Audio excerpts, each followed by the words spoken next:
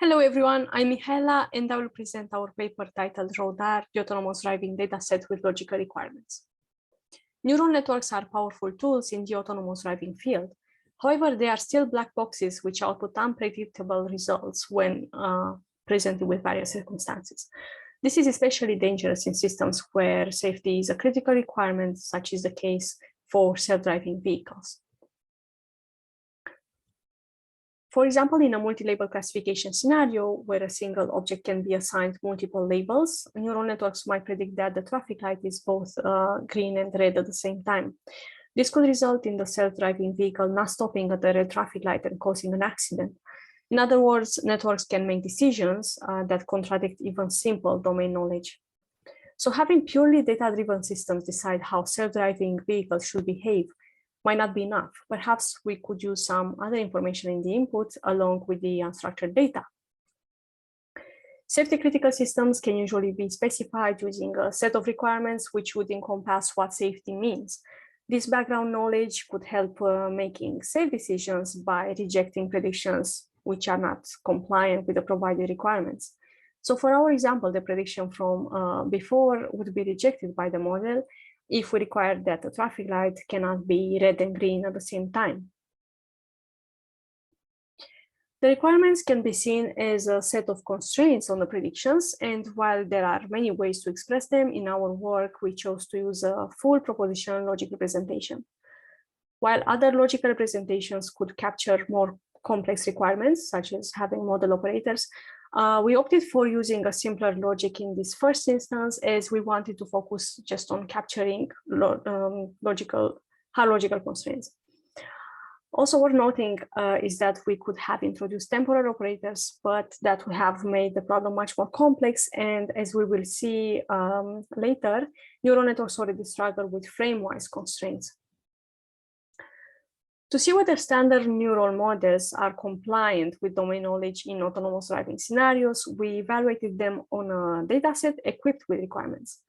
To this end, we created RODAR, which is based on the Road Event Awareness Dataset, or ROAD for short, containing videos and annotations. And to get RODAR, we extended ROAD with 243 manually annotated logical requirements. Some examples include a vehicle lane cannot be a parking lot, a traffic light cannot move, or if an agent is crossing, then it is either a pedestrian or a cyclist.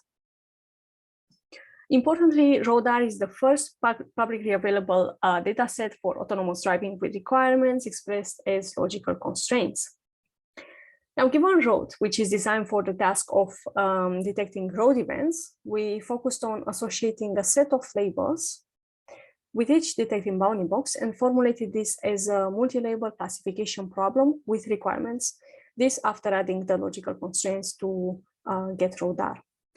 We can see this task as a combination between the problem of multi-label classification and the problem of requirement satisfaction. So let's see first the multi-label classification subtask.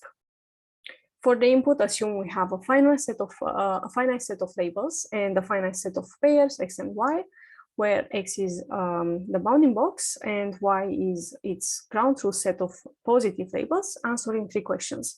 Who is doing the action, what is the action, and where is the action taking place?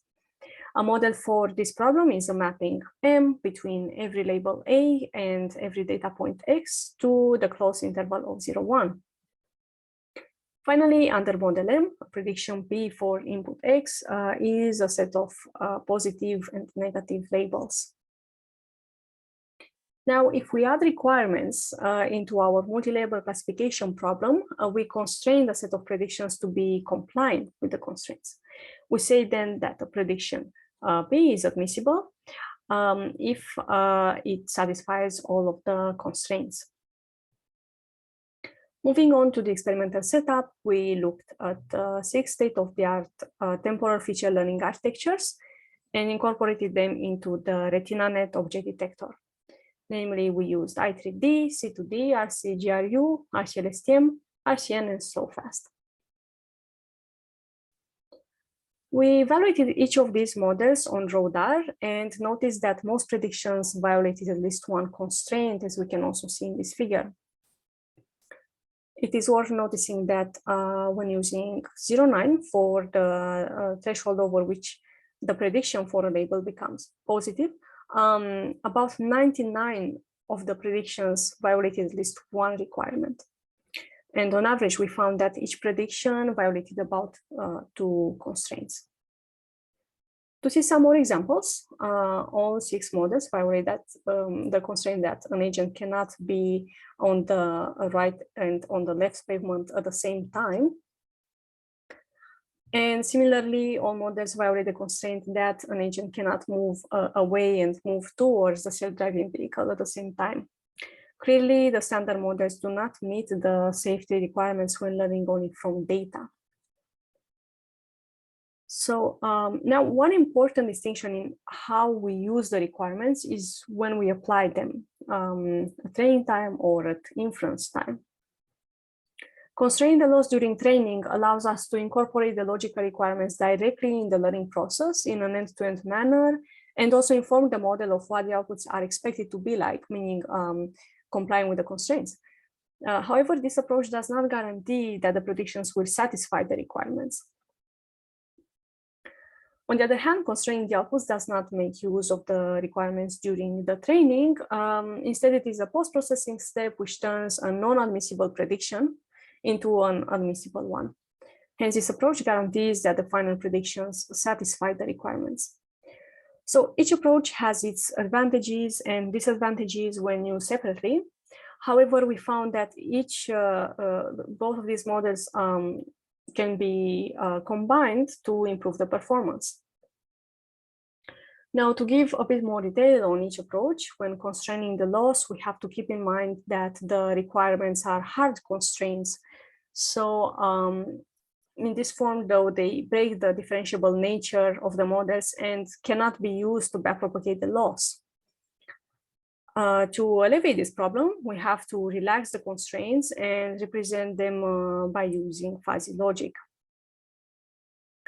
For this, we used 3 different algebraic representations of the conjunction operation, the product, Gödel, and Lukasiewicz denotes.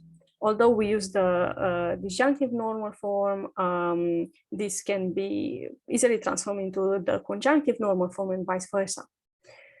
So the constraints are used to weigh the predictions for each label, and the result is then passed to one of these 3 T-norm transformations, from which we can then compute a score indicating the degree of constraint satisfaction.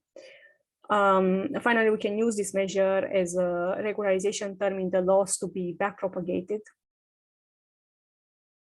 Now, for the constraint output method, we looked at 3 different policies to correct the outputs. First, we know that determining the existence of an admissible prediction is an intractable problem, and it is in fact just a reformulation of the NP-complete satisfiability problem in propositional logic. So to set a practical goal for the minimal distance policy, we aim at finding an admissible prediction with minimal changes under a weighted partial maximum satisfiability problem. We picked max-HS, which is a solver to compute an admissible prediction in very little time with as few as possible labels flipped.